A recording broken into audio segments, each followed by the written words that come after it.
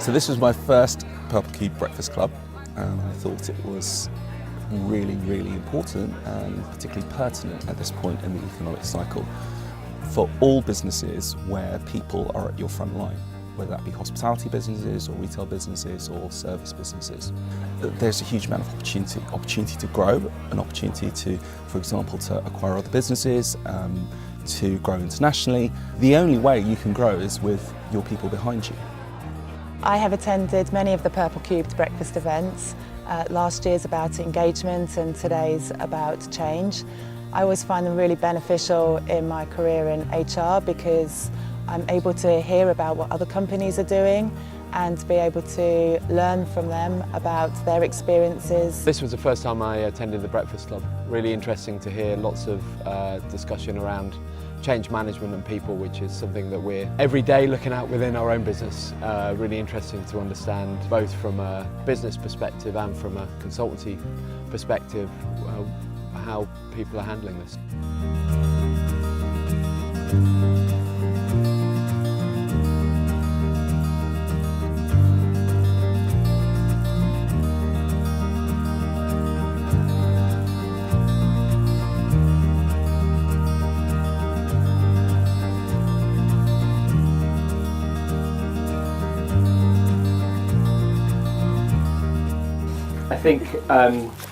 I think through experience, I think there's this fear of making decisions and those decisions being the wrong ones. And I referenced earlier on that a friend of mine is a marketing director in a big telephone company, and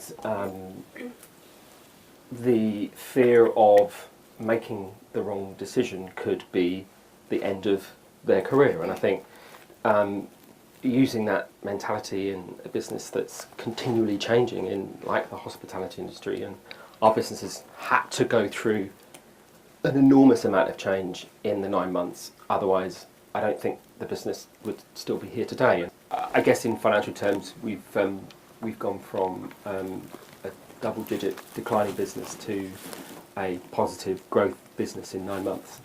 So our CEO will say that we are a 50-year-old startup. So there is a lot of legacy. We've had numerous leadership teams come in and try things out, like you were saying, no, it's risky, is this going to work? Is this, if I make this change, is it going to work? Is this going to be the end of me if it doesn't work? But we are absolutely trying to focus on being, adaptable, moving towards this digital model of e-commerce.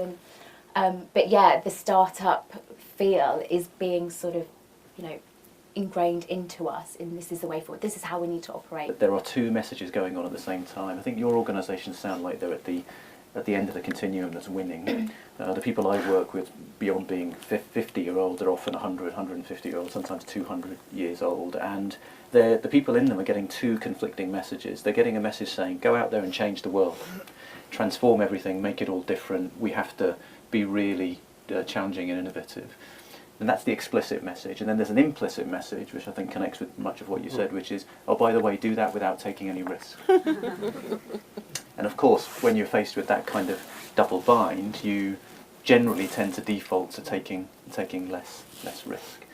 And then the innovation and the creativity and the kind of energy in an organisation starts dissipating very, very, very quickly. When you say to someone, I trust you, I believe in you, that is enormous empowerment into an individual. When we talk about fear, I've fallen so much. I make sure I build a bed of mattresses around me, but I don't allow that fear to not allow us to move forward or make decisions, even if they're the wrong ones. I could write a book on making wrong decisions, and I think the difference is I don't run from those bad decisions or anything that we've made. We use them as a tool to not make them again, or actually it's okay to do that. And I think culture is a significantly important part of where our change has come from. And whilst there have been lots of good people in the business, it's through listening and talking and understanding what the challenges are, what the blockages are in the business, and actually doing something about it, lo and behold, has made such impactful difference to the business. You strike me as the best of the new generation, And the movement, I think, is from leaders who have had some kind of expectation on themselves to be right and to be the most intelligent and therefore the most right most of the time, to leaders who just accept that they're flawed human beings, but they're incredibly willing. Yeah? Flawed, absolutely. Yes. Absolutely, right. But that's in your recognition of the flaw is your power, is the leadership power of the future, which is this, I'm just a human being who's incredibly committed, and I'll work it out, and we'll work it out, and we'll take some steps, and we'll fall over a few times, and we'll make lots of mistakes, and all of that is not just okay, it's the way we have to lead going forward, because we have no idea really what's coming at us. Yeah, I think to Jane's point earlier on about, you know, tomorrow you could be going left and tomorrow you could be going right, just because of the nature of the market. And I think if you've got a team that understand that and they're clear about the challenges in the journey and they understand and they believe what's coming out of your mouth, then they go, great. If you tell me that's what's going to happen, that's exactly what I'm going to do, because I trust and believe you. Mm-hmm. Believe you. If you want to move from a top-down dictatorship to a bottom-up, trusting, free-flowing, innovative environment, then you have to go digital, because there's, you know, you cannot possibly physically do it in a world where information is dung, dung, dung, dung, dung. You have to have something that makes things, you know, back to the clarity thing, that makes it very clear that people know where to go to give their ideas or talk to people, or, you know, communicate with one another, or drive their careers, or find the development they need, or whatever it is. Mm-hmm. I think, well, I would say this, wouldn't I? But it's a kind of no-brainer, really. But I do think some businesses are lagging behind. I mean, that was one of the first things you did, Scott, Yeah. when you got there. I mean, Scott's only been there 9 months, is to, you know, to digitise some of the people Mm-hmm. stuff, because it just makes sense. I think the point here is that people are, and we talked about this before, I know, putting in bits of technology that don't all align, don't integrate. There's loads of different signings, nobody knows where to go.